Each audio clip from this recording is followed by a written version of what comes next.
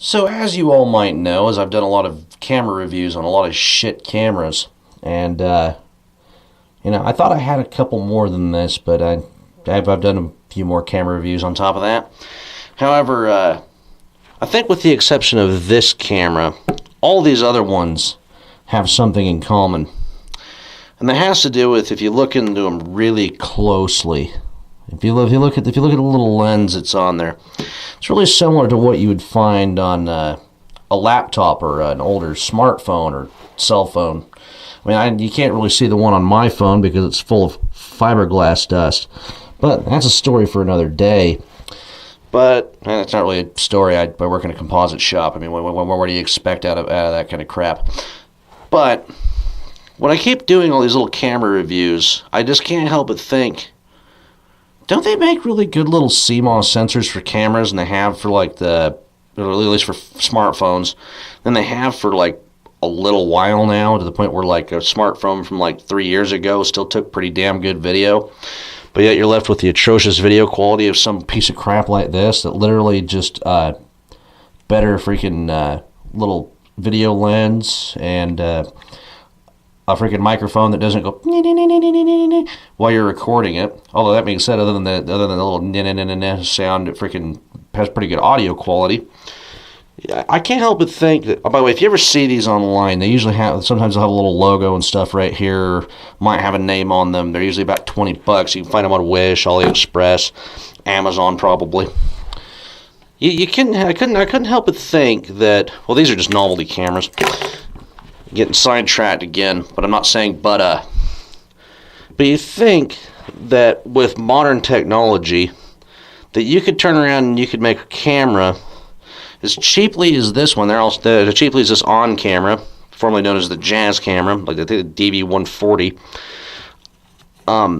It blows my goddamn mind that they can't spend an extra 50 cents on a better photo sensor and a little bit better hardware to make a camera that, well, it may not film as good as my Canon Vixia, the one right here, but could still actually record high-definition video instead of upscaling standard definition video and getting absolutely shit video quality.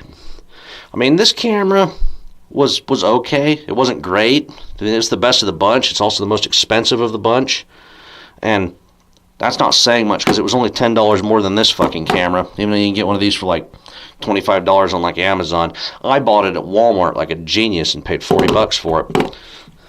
Now, weirdly, I think out of all of them, even though these two cameras in my one video that I made were pretty much identical in the way that they function, this one takes slightly better photos, but it also has an actually unbelievably good screen on the back of it, which I think is most of the cost of the camera.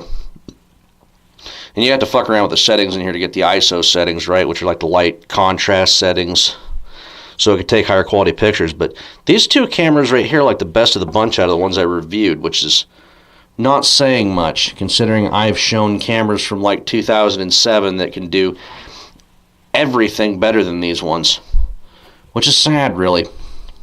I don't understand how and a lot of the things is, where you got a cheaper camera like this, is I know they have a Polaroid one at Walmart that looks similar to the On camera, and I'm willing to bet it's the exact same camera. It's just the only difference is instead of it saying ViviLink on the back, it probably says something else, or it just says Facebook and stuff, and it doesn't say the little ViviLink at the top, which I think is a Vivitar proprietary technology. I couldn't really find any information on that.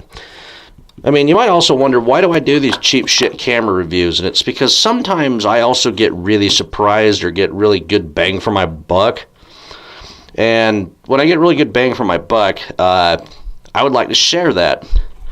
But I mean, this camera right here can't take fucking shit for video, but it's to be expected. It's a $30 fucking camera. But as for the picture quality isn't bad as long as you don't use the stupid digital zoom. This one has a macro mode that if you watch my video on that, works quite well, and it also works while you're filming, and it doesn't let you know. But anyhow, the main reason I do these shit camera reviews is because there are people out there that don't have $1 billion to start setting up their your YouTube channel or whatever the hell they want to do with a camera like this. And so I figured if I post a video about them, somebody watches it and finds that's going to work perfectly for me, and it actually ends up working out for them, then hey, I helped. But if you look at them and you're thinking, oh, I'm going to do that, then all of a sudden you watch one of my older tech reviews and you find something on there that, wait, I could get something older, even if it's standard definition, that looks 50 times better than anything that these cameras can do? Cool. That's the idea. I'm just figured I'd just fire up my camera and start talking into it, because stuff like this is incredibly easy to edit out. Because all you got to do is just find where there's little pauses in the audio, and then all of a sudden you see me jump around a little bit. But, you know, I'm going to continue doing these cheap camera reviews. I mean, I'm obviously not going to do the garbage from Wish. Plus, Wish hasn't sent me anything in fucking months, despite me spending about $40-50 fucking dollars on their goddamn website. Don't know if it has to do with the tariff shit, but I could be wrong. Anyhow, I'm Ass-tastic. Thanks for watching. Some loud techno music will play now. The Colorado Avalanche just scored a goal.